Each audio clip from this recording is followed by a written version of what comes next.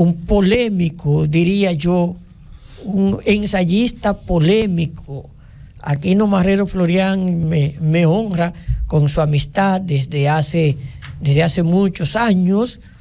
Es el autor de una de las novelas producidas en el país, a mi modo de ver, más interesante, El que nació en el infierno, que tuve la ocasión cuando lo presentó en la Biblioteca República Dominicana de presentarlo a él como escritor en esa obra que llegó a llamar la atención del cine dominicano. Incluso había el propósito de hacer una película basada en El que nació en el infierno. Y aquí no solo ha escrito en el ámbito de la ficción, sino que también en el mundo técnico del derecho es autor de trabajos como Todo lo que el inquilino debe saber, y recientemente, el viernes de esta semana, puso a circular la obra que yo la veo la más controvertida de sus escritos, que es 2000 años de ceguera. Y sé que muchas personas allá en su casa querrán ver qué tanto ciego hay, que hace 2000 años de ceguera, y vamos a hablar con él sobre esta obra. Buenas tardes, doctor. Buenas tardes, muy agradecido por la invitación, agradeciéndole al doctor Carlos Julio Félix Vidal, al doctor Odalí Arias, ¿verdad? Arias. Sí, Ramírez Arias. Sí. Y la doña Emma Pérez. Ilustre doña Emma Pérez, por esta invitación. Muchísimas gracias. Bien, cuando he visto que usted publica esta obra y que en la invitación que se hace a la puesta en circulación se señala que es un ensayo de naturaleza filosófica y religiosa, sabíamos que el tema iba a tocar algunos planos que mucha gente no se atreve. Y usted en la obra plantea el tema de Dios, y no ve a Dios como normalmente la gente lo ve, no ve a Dios como un ser, por ejemplo, que se llena de ira, porque usted dice que Dios no se maneja con esas cargas emocionales y que por lo tanto no se puede esperar de Dios una respuesta como la que dan los humanos. En esencia, ¿qué le motiva a usted a escribir una obra donde cuestiona tantas cosas? Pues bien, desde que era niño, escuchaba en las prédicas decir que pagarán justos por pecadores. Yo entendía que cómo es posible que los justos paguen igual que los pecadores. Se hablaba del castigo de Dios, se hablaba de la ira de Dios, a la vez de que se hablaba que Dios es amor y que Dios manda perdonar hasta 70 veces 7 en un día. Entonces hay una contradicción. También escuchaba que todos estamos destituidos del reino de Dios, y por cuanto todos somos pecadores y que todos debemos redimirnos para poder llegar a la casa del Padre, que es Dios. Eso me fue inquietando. Además, también se predica y se está predicando ahora mismo en varias iglesias del mundo que el principio de la sabiduría consiste en el temor a Dios. Entonces, esas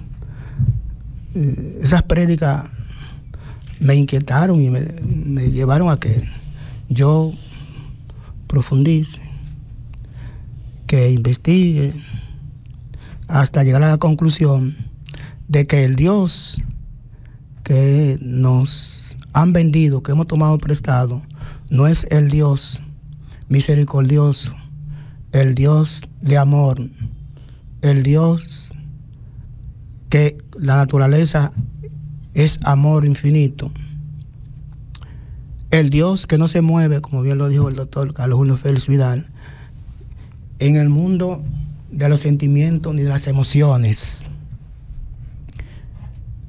porque ahí resulta contradictorio que un Dios de amor, de misericordia, de piedad, también tenga una mano de hierro, un látigo, que castigue.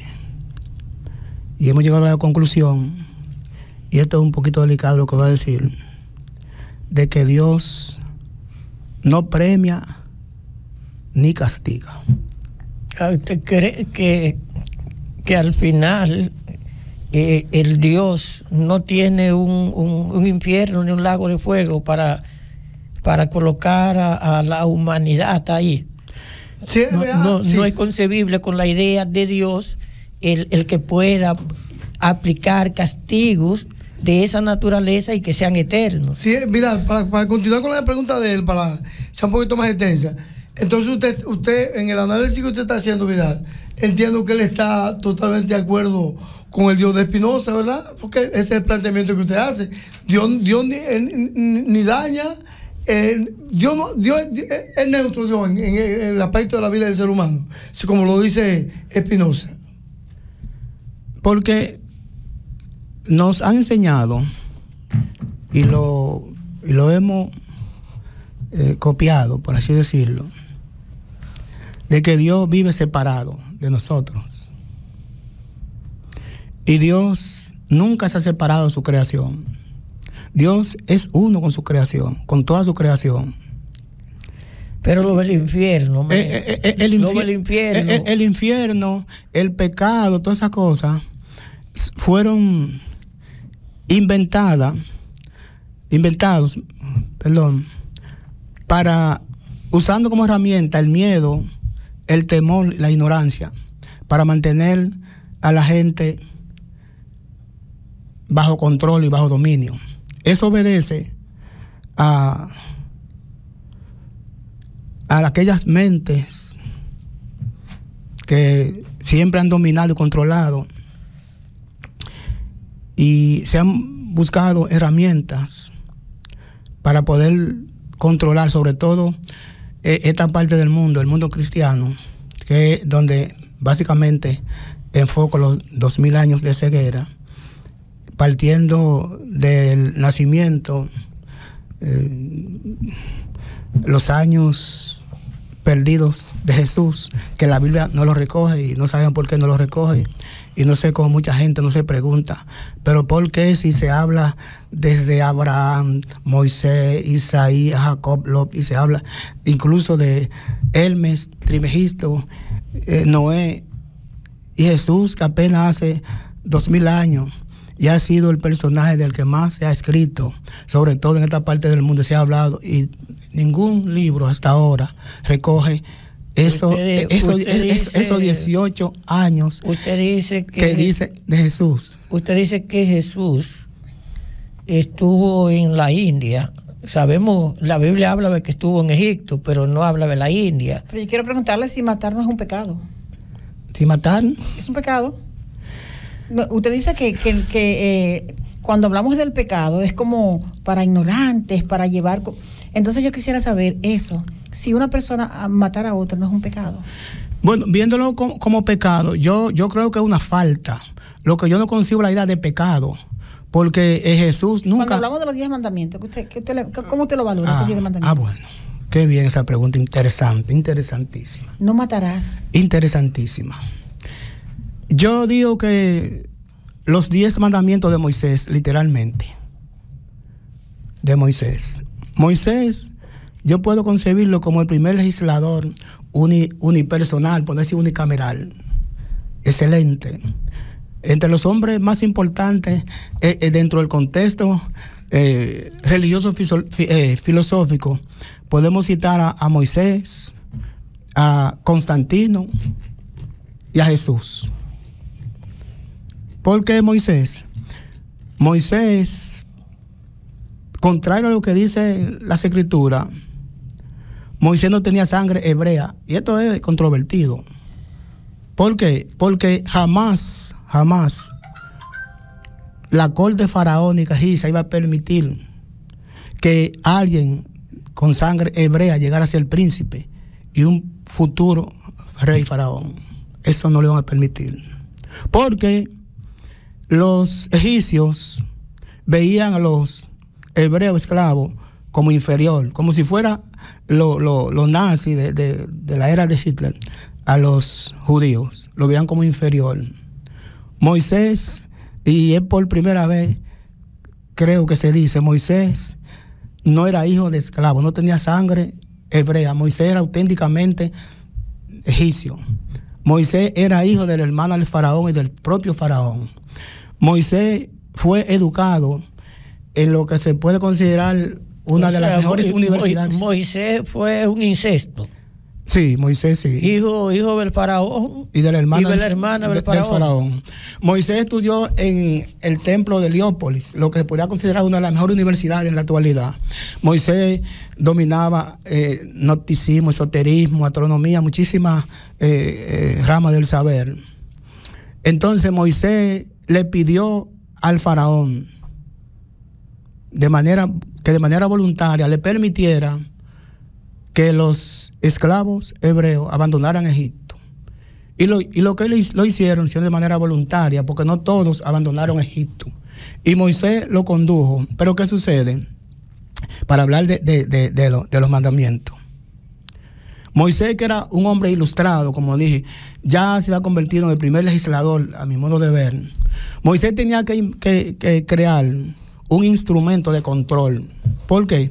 Cuando Moisés conducía a esa tribu a través del desierto, por el camino se agregaron decenas de tribus salvajes, primitivas, que veían, por ejemplo, una mujer como para todo, mataban a alguien por un bocado de comida, dejaban morir los ancianos. Entonces tenía que crear un instrumento, un código de conducta, y de ahí viene entonces que Moisés ya crea los 10 mandamientos. Si Moisés le dice a esos esclavos, a esa tribu primitiva, que esos mandamientos lo escribió él, no le iban a creer, no lo hubieran creído. O sea, aún así, para usted no le creían. Moisés se inventó lo de que fue Dios. Y no solamente eso. Cuando Moisés se retiró al monte Sinaí, supuestamente, Moisés se retiró a Egipto. Moisés nunca enfrentó al faraón. Nunca enfrentó al faraón. Mira, yo quiero leer los 10 mandamientos. Ahí voy.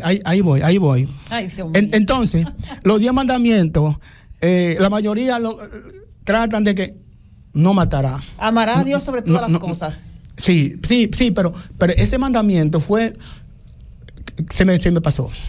Ese mandamiento, el primer mandamiento, fue uno de los motivos que me llevó a mí a escribir este libro, si supieran. El primer mandamiento, ¿sabe cuándo? El primer mandamiento dice que amarás a Dios sobre todas las cosas y sigue ahí. Y dice al final, ¿verdad? Porque el que no me obedece, porque el que me obedece y me ama, ¿verdad? Yo lo bendeciré, ¿verdad? Lo bendeciré. ¿Es así que dice? Bueno. El Dios celoso. Sí. Pero el que no me ama y me obedece, yo lo perseguiré. No solamente a él, perseguiré a él, a su descendencia, hasta la cuarta generación. Entonces, ustedes castigará el pecado los pecados de los padres, los castigará en los hijos hasta la tercera y cuarta generación. Y haciendo un razonamiento, un Dios de amor, el Dios de Jesús, pues yo estoy hablando del Dios de Jesús, un Dios de amor. Jesús nunca dijo que Dios castigaba, que Dios perseguía y así por el estilo. Mira, hermano mío. Sí, mira, ese libro, con sinceridad, como que me ha impactado. ¿Sabes por qué? Porque no lo he leído todavía, pero te prometo que cuando llegue a mi casa voy a tomar el libro, porque como que ese libro lo hice yo. Ese libro me identifica plenamente en la totalidad. Es decir, en todo lo que tú estás diciendo ahí, es que yo podría tener con mucha modestia el conocimiento de escribir, porque es un libro para mí, para mí, todo lo que tú estás diciendo ahí son cosas reales y comprobadas, para mí, con sinceridad te lo digo. Hay un libro, por ejemplo, que escribió Ensayo de la ceguera, que escribió Saramago, que de seguro tú lo has manoseado, que es un libro que tiene prácticamente la misma línea de este libro, y te habla de esa ceguera social, de esa incapacidad de entender, de leer la Biblia con sentido crítico, porque la Biblia se está leyendo como un dogma. Entonces tú no le vas a sacar la verdad hasta que tú no la leas con sentido crítico, como lo has hecho tú. ¿Cuál es el objetivo? Y resumiendo el libro, eso es un desafío a las creencias y a la obediencia ciega. Yo no digo que no crean ni obedezcan, pero no de manera ciega. ¿Por qué? Porque a nosotros no nos han enseñado a razonar, no nos han enseñado a pensar, sino a obedecer. A obedecer. A obedecer. ¿Y qué se ha usado como herramienta? El miedo. El único pecado que ha cometido la humanidad, doña Emma, ¿sabe cuál es? El olvido. Por ejemplo, hermano mío. ¿Por qué? Mira, sí. La Divina Comedia de Dante Alighieri. Entonces, de ahí que se sustrae el asunto del infierno. Es decir, creo yo que eso que tú estás planteando, los elementos principales que usó la iglesia para llevar, porque eso no existía, se hablaba de infierno, no de esa forma. Después que se lea Dante, la iglesia toma de Dante y lo lleva. Bueno, la iglesia capitalizó, pero la idea del infierno está en la Biblia. Lo que pasa es el vocablo Hades, que es un vocablo griego, que es en los judíos lo traducen, era el lugar donde se quemaba, era el basurero, ¿no?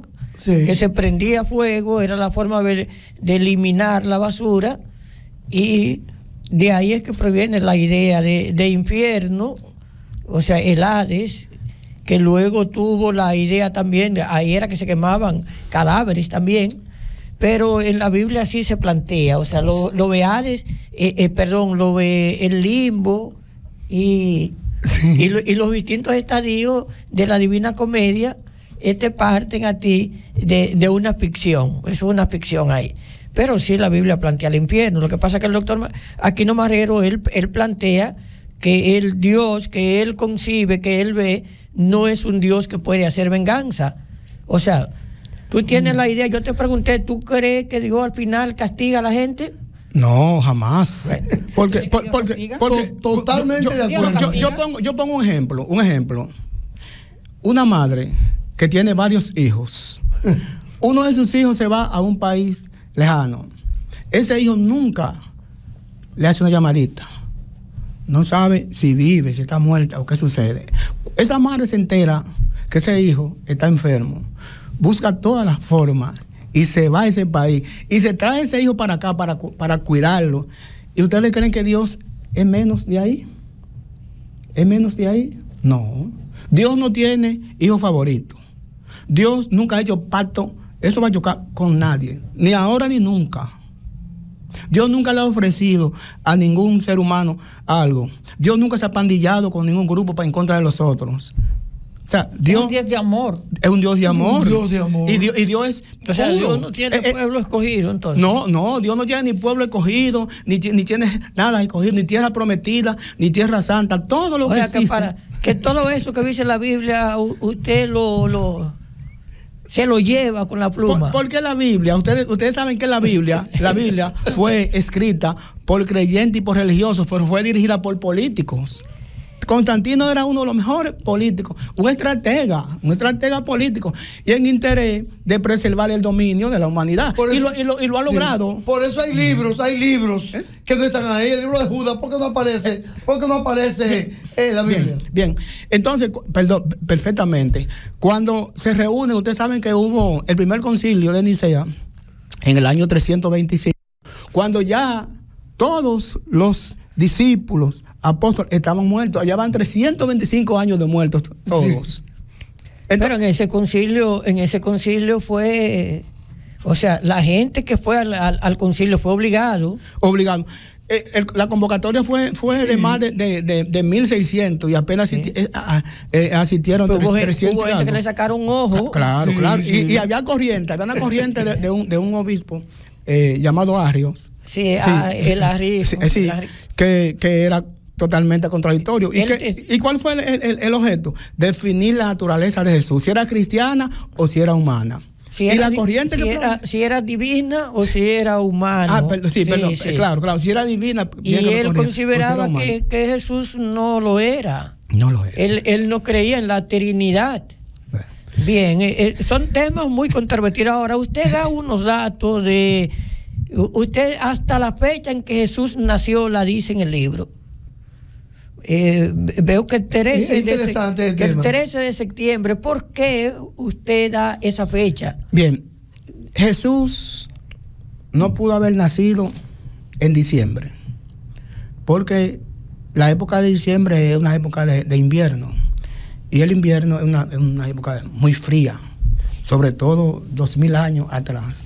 Ningún emperador se le ocurriría ordenar un censo en esa época, porque eso no era posible. Sí, Jesús nació justamente en la etapa del censo, por eso van a Belén. Eso es lo que recoge la Biblia. Sí. Eso es lo que se recoge. Porque la Biblia no se escribió sola. La Biblia la escribieron hombres. Y la Biblia no habla de cibernética, no habla de internet, no habla de inteligencia artificial. La Biblia recoge lo que hicieron que constara. Necesariamente, o sea, que la Biblia no responde automáticamente. La gente dice que la Biblia es sagrada, pero yo no veo en qué consiste, ¿verdad?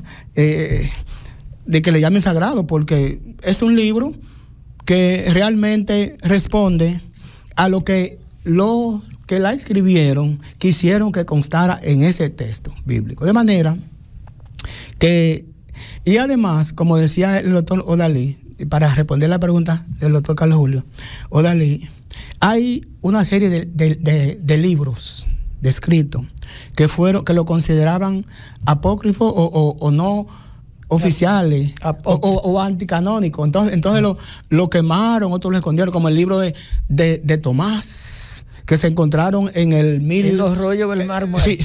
En Namahadi, en la cueva de Namahadi. 59. 40 y algo, 45, 46, algunos del 59. El evangelio auténtico de Felipe, de Tomás, del mismo Judas, Iscariote, de María Magdalena, porque Judas, lo que dice la Biblia, no se corresponde con la realidad. Judas no traicionó a Jesús como dicen que lo traicionó. Oigan bien, Judas Iscariote, aún después de la desaparición física de Jesús, Judas escribía. Y hay escrito de Judas Iscariote, del Evangelio de María Magdalena. O sea que Judas no se ahorcó. No, Judas no, porque Judas no se ahorcó, porque Judas era un espía de Pilato. ¿Saben en resumen quién era Judas? Era un espía ladrón. Porque Judas tenía su agenda y Pilato tenía su agenda. Judas se infiltra en el grupo, pero Judas entendía que Jesús algún día podía llegar a ser rey y él ocuparía una función importante. Iba a ser como el ministro de Economía. Y como Judas era un hombre ambicioso, tenía doble agenda. Porque casualmente él el tesorero del grupo. Del grupo. Al final, como Judas sabía y fue infiltrado por Pilato, Judas decidió, como dicen vulgarmente, liquidarse. Judas lo que hizo fue que se robó el dinero del grupo y dejó al grupo sin dinero. Esa fue la traición. No solamente a Jesús. Judas traicionó al grupo totalmente porque él sabía que a Jesús lo iban a matar. Aunque Juan Bosch en su libro, el libro que escribió lo presentó en Chile, él no habla. La línea está abierta, pueden llamar, por favor. Juan Bosch no establece esa parte, pero sí también dice. Parte de lo que usted está estableciendo, los Juan establece en su libro Judas Iscariote, el calumniado. Judas Iscariote y de Bosch, que fue respondido por Ramón López Ginúa de Barahona. Pero aquí tenemos al doctor Aquino Marrero. Vamos a una pausa. Los amigos están poniendo mensajes. Doña Emma, que llamen. Creencias cuestiona aspectos de lo que es la religión, no solo su visión de lo que es Dios, porque entiendo, doctor, que usted no es ateo. No, yo creo firmemente en Dios. Usted cree en Dios, pero no cree en Dios en la forma en que habitualmente se plantea. Correcto, en el Dios del que predicaba Jesús, el Dios de amor, el Dios de misericordia infinita. Te voy a hacer esta pregunta, Kino. ¿Cómo tú lograste que Ucateva te autorizara? ¿Cómo tú pusiste a circular ese libro en Ucateva? Bueno, no sé si puedo decir esto aquí. Debería decirlo, porque... no, Ucateva no sabían el contenido del libro. Hay un profesor de Ucateva que el primer libro que vendía aquí en Barahona lo compró él. Ajá. Y me dijo, yo lo voy a leer y el día de la puesta en circulación yo voy a hablar contigo de ese libro y voy a hablar con los sacerdotes a ver si te compran parte de esos libros. Y dije, no. Yo te voy a vender, pero con el compromiso de que tú no lo hables, no lo comentes absolutamente con nadie, porque eso me puede traer problemas. Entonces entiendo que en Ucateva no sabían. Y después que circuló, ¿qué reacción ha habido? No, todavía no sé. Ahora hay una partecita muy importante, señores. Mi propósito no es convencer ni persuadir al lector, no convencerlo ni persuadirlo, sino que razone conmigo, que razone. Ahora, ¿cuál es el precio? El precio de razonar y pensar, perder la comodidad de la ignorancia. Sí. Cuando una persona piensa, razona, ya se sale del confort al que está acostumbrado, porque ya deja de ser ignorante. Entonces ese es el precio que se paga y mucha gente prefiere mantenerse. Las ideas tienen que fluir. Podemos no compartirlas, pero no las podemos obstruir. Usted plantea en el libro la inseminación espiritual de Jesús y dice que no solo Jesús es el producto de una inseminación espiritual, sino que también Platón y otros grandes. Es como si dijéramos que la humanidad ha tenido muchos Cristos, porque Cristo es un título, Cristo no es una persona. ¿Usted puede explicar un poquito que podamos tener en el planeta no solo a Jesús, que proviene de Dios, y hay inseminación espiritual, es lo que yo entiendo? Sí, pero para llegar a ser el Cristo, no necesariamente hay que provenir de una inseminación artificial. Pero en este caso usted dice espiritual. Pero digo espiritual. Porque el ser humano puede elevar su conciencia al mismo nivel que la elevó Jesús.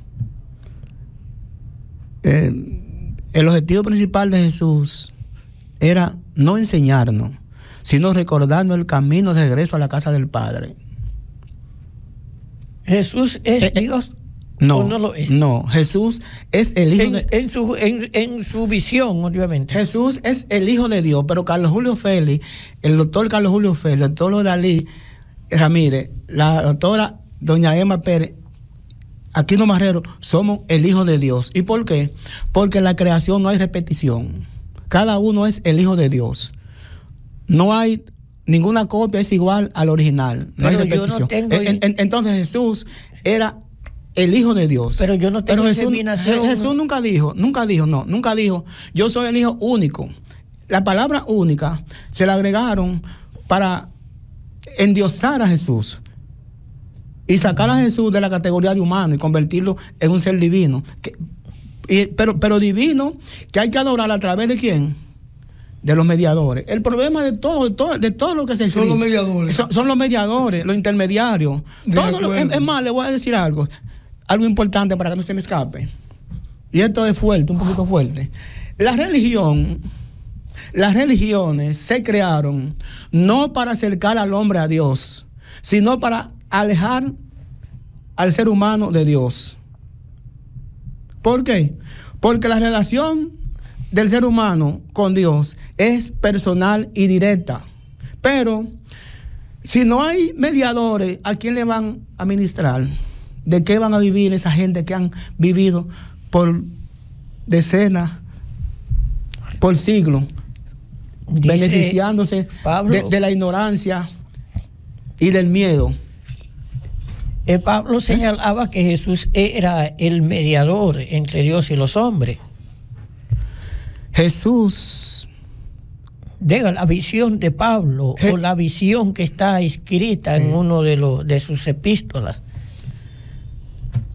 Jesús alcanzó, según mi punto de vista, la iluminación, igual como la alcanzó Lao Tzu, Zoroastro o Zaratustra, el mismo Krishna, Mahoma,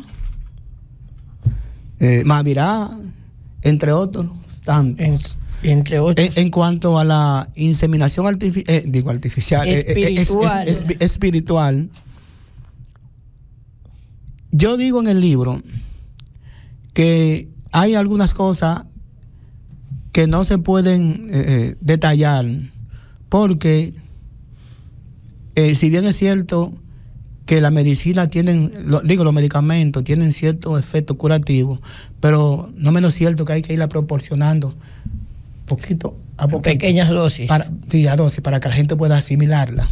Porque ya cuando hay una inseminación espiritual, ya entraríamos en otro plano, en otra dimensión de explicación, y no es del dominio del común, porque ya tendríamos que manejar planos sutiles. Entonces la gente no está acostumbrada a esos temas, por lo que yo quisiera decir que ciertamente hay otros que alcanzaron igual altura que la que alcanzó Jesús, y no hay límite en la que un ser humano cualquiera pueda alcanzar como lo hizo Jesús. Bueno, Jesús Jesús le dijo a sus discípulos que ellos podían hacer cosas mayores que él. Le dijo. Y desde luego. Pero eso no significa que llegaran al nivel en el que la Biblia plantea o presenta a Jesús. Porque ¿qué es el Cristo? Jesús nunca dijo la venida de Jesús. Nunca dijo mi venida.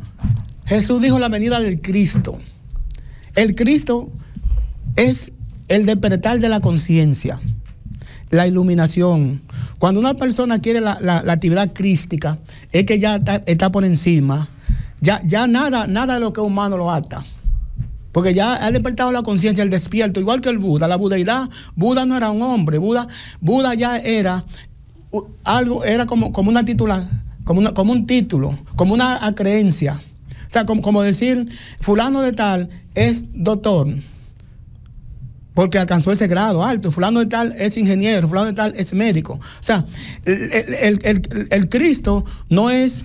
no era privativo de Jesús. Jesús el Cristo, porque que se ha reducido a Jesucristo. Sí. Aunque usted plantea que la J no existía en el latín, y lo hace ahí de una... En ese tiempo, el nombre de Jesús era Joshua ben Joseph, y le decían Yeshua. Porque en ese tiempo no existía la J. La J no fue sino hasta el siglo XVII, en el año 1600 y tanto, 30 por ahí, que un gramático italiano se sacó, hizo una derivación. Una derivación de la I. Y fíjense que ambas tienen una tilde. Sí, y abajo se separa entonces. Y el Papa León X hizo que se incorporara en el canon bíblico Pero Jesús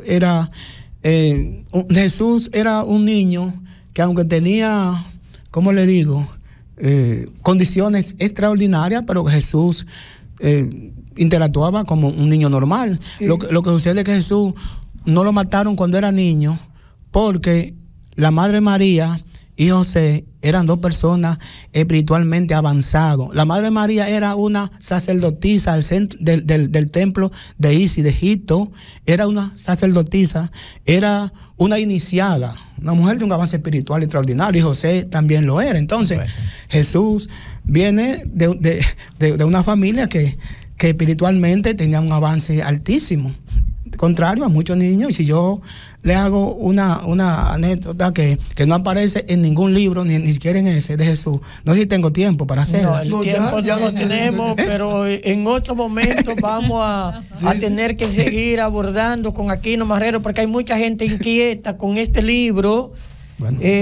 Lo cuestiona casi todo. ¿Dónde lo pueden conseguir el libro? ¿Dónde lo pueden conseguir? ¿Y qué precio tiene? El libro se está vendiendo aquí en Barahona en 1,000 pesos, en la capital a 1,500 pesos, y ya pronto estará en Amazon a $25. Está ya programado para la venta, pero aquí se vende a 1,000 pesos en Barahona, se está vendiendo el precio.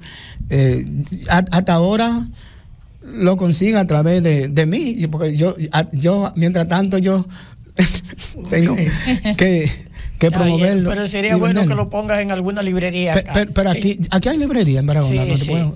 Señores, vamos ya a la pausa de mañana, si Dios lo permite. Gracias al doctor Aquino Marrero Florián por haber compartido con nosotros las ideas básicas de su libro 2000 años de ceguera.